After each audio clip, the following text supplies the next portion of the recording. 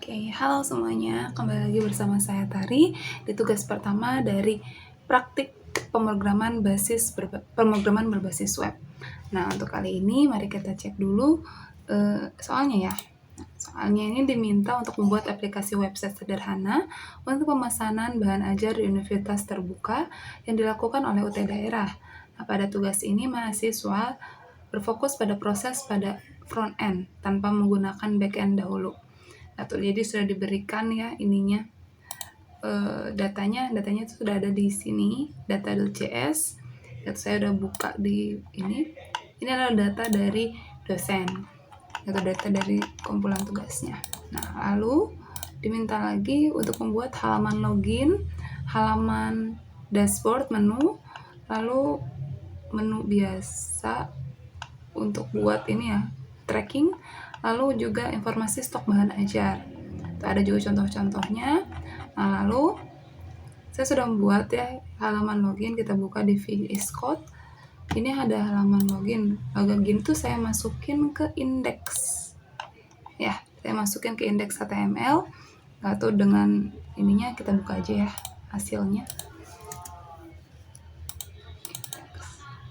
Ya, jadi bisa dilihat ya, udah ada tulisan selamat datang, silakan masuk ke akun Sita Anda. Nah, untuk email, ini saya masukin contohnya dari admin, itu dengan password. Tapi kita coba beda ini ya, kita coba beda akun. Kalau di sini ada nih, di data yang diberikan. Kita coba Rina ya, Rina.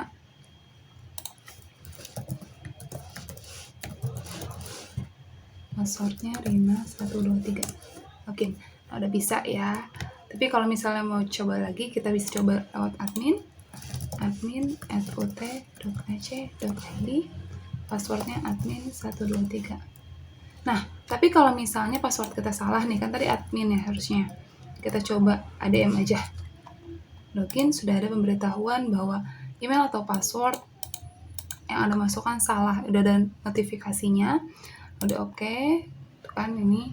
Nah, kalau saya membuatnya kalau belum punya akun itu hanya ada pop-up gitu ya, pendaftaran akun baru. Nah, untuk pembuatan akun ya silakan hubungin administrator pusat seperti itu. Jadi kita bisa ya admin 123. Saya cek dulu. Oke, benar. Wih, ini kenapa nih? Admin 123. Oke, kita refresh. Ini ut.ac.id, passwordnya admin 123. Oke, nah udah bisa ya, udah masuk ya. Karena di sini saya ngerekam waktu siang, gitu sana siang. Lihat jam 12 seperti itu. Nah, lalu kita bisa lihat ya ada informasi bahan ajar, tracking pengiriman, laporan, histori transaksi. Ini dashboard, tampilan dashboard. Nah, tapi di atasnya juga saya sudah menyediakan itu bisa diklik. Nah, seperti ini. Kecuali laporan sama histori transaksi ya, itu belum ada datanya gitu, jadi ini belum bisa diklik, hanya bisa muncul seperti ini gitu. Ini nggak bisa diklik. Oke, kita mau coba lagi ke bahan ajar ya. Tadi kita lihat dulu soalnya. Jadi login sudah bisa, dashboard pun sudah bisa sesuai dengan yang diminta gitu, udah bisa navigasinya. Nah, lalu kita akan lihat dashboard menu. Kita akan melihat yang delivery order dulu ya. Jadi kita mau nge-track pengiriman. Ini kita bisa klik tracking pengiriman, atau kalau misalnya ini bisa ke sini. Jadi dari sini bisa ke dashboard lagi, bisa ke sini seperti itu. Kita lihat dulu nomor DO-nya di sini. Kita lihat yang sudah dimasukin di data. Oke. Nah, kita coba contoh Agus ya. Agus Pranoto. Saya copy, paste.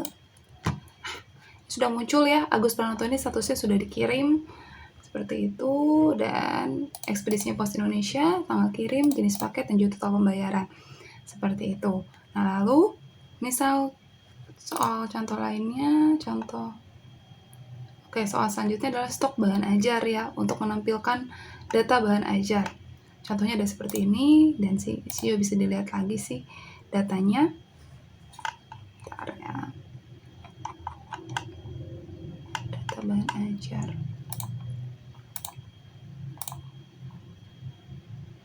kayak ini ya. Ya ini data bahan ajarnya ya, ini udah ada ya tulisannya, datanya, lalu kita tinggal klik bahan ajar.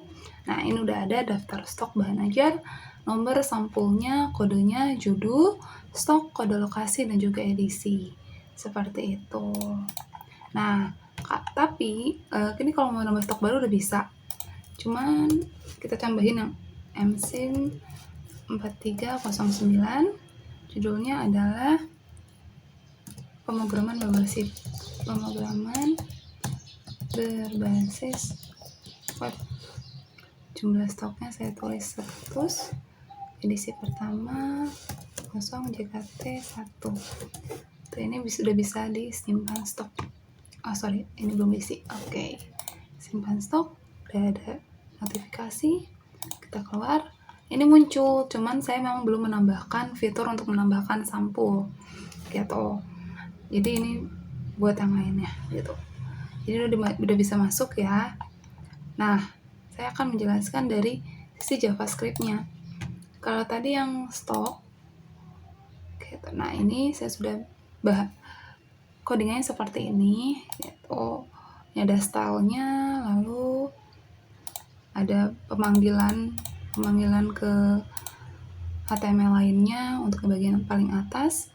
Nah, lalu ini tabel ya, ini tabelnya. Lalu juga ini untuk masukin datanya. Oke, atau untuk masukin data. Masukin data semuanya disimpan di ini aja, ini belum disimpan di mana-mana sebenarnya. Karena ini kalau di refresh hilang. Ya, tapi ini udah pemanggilan data ya, pemanggilan data juga pemanggilan script. Gitu. Sementara untuk tracking juga seperti ini.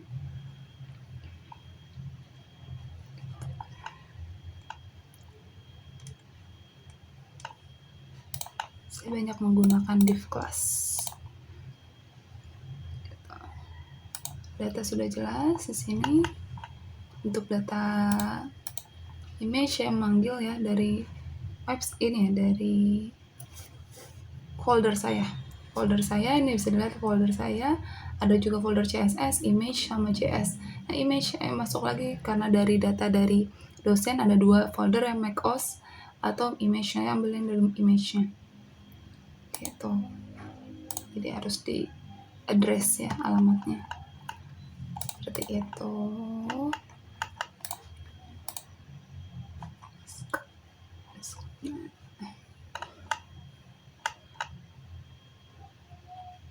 Oke, seperti itu. Jadi kalau di saya sudah bisa logout juga. Tapi ini memang belum bisa diklik. History bahan ajar, history transaksinya, karena belum memasukkan data apapun. Jadi masih kosong. Laporan juga nggak bisa diklik karena masih kosong, dua-duanya masih kosong. Seperti itu. Ini hanya front end-nya saja. Seperti itu. Ini bisa di logout. Seperti itu. Ini juga kalau lupa password ya teman-teman, ini akan memasukkan email dulu, suruh masukin email. Misal tadi email yang saya lupa, ut.acik.id, itu dia akan ada pop-up kirim. Tapi tidak akan masuk ke database karena belum membahas soal backend. Seperti itu teman-teman. Demikian pelaporan untuk tugas pertama dari pemrograman berbasis web. Semoga berguna bagi teman-teman sekalian. Sampai jumpa.